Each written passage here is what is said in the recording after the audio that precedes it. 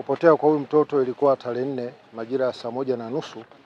Kijana huyu alipata abiria akamsafirisha. Sasa hakutoa taarifa kwa bodaboda wenzio kujua kwamba ameelekea wapi. Lakini taarifa mimi nimeipata jana tarehe 5 majira ya saa 9 alasiri. Walikuja vijana wa bodaboda wakanieleza kwamba mwenyekiti, sisi tumepungua kiaje? Mwenzetu Sigela Hamisi Maulidi hatujamuona tangu jana saa 1:30.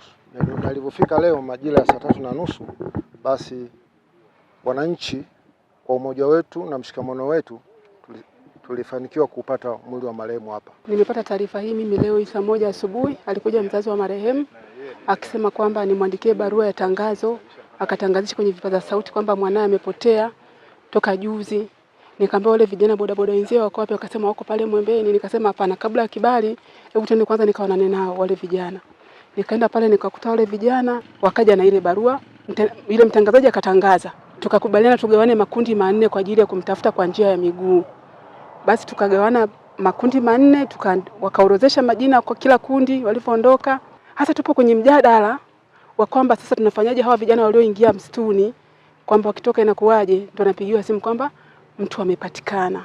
Ndio pale nikachukua bodaboda kuja mpaka hapa. Na kweli hapa tukafika tukamkuta akiwa amefungwa kamba ya manila miguuni na mpira mikononi. Hii tukio limetokea tangu majuzi yale mida ya saa 1:30. Tukawa tumepata taarifa hizo kwamba kijana ameondoka. Basi ikabidi tuanze kufuatilia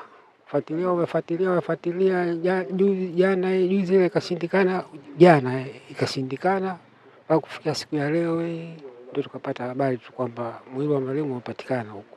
Alichukua abiria pale, wanazungumza kwamba hakuondoka na abiria yoyote yule. Inaonekana labda alipigiwa simu tu, labda huenda hakuondoka na abiria yoyote. Ni marufuku afisa usafirishaji yoyote kubeba abiria zaidi ya mmoja, na inapofika saa 1 kutoka nje ya mji huko amebeba abiria zaidi ya mmoja. Atakayebahatika kubainika tutamchukulia hatua. Ila vile kuwaomba wananchi, msiende popote mkachukue sheria mkononi. Toeni taarifa kwenye serikali yetu ifanye kazi. Najua hivi vitu vinaweza vikatokea, minong'ono ikatokea, waganga wa kienyeji wakatokea, wakasababisha mambo yao, alafu mkaenda kuchukua sheria mkononi. Serikali itachukua hatua. Kama kuna jambo lolote kuanzia kwenye kata mpaka ngazi za vitongoji zina viongozi wa serikali. Ila askari kata ambaye ni mkaguzi wa kata yupo, mtendaji yupo, pelekeni taarifa zitakuja. Ila mna namba za simu za viongozi wote, sijui RPC, OCD, mkuu wa mkoa, pigeni simu mtapata msaada, ila msichukue sheria mkononi. Tunaelewana vizuri jamani? Hichi kitu kinasikitisha, lakini kikubwa zaidi, toeni ushirikiano wa kuendelea kufichua hivi vitu vinavyoendelea kutokea.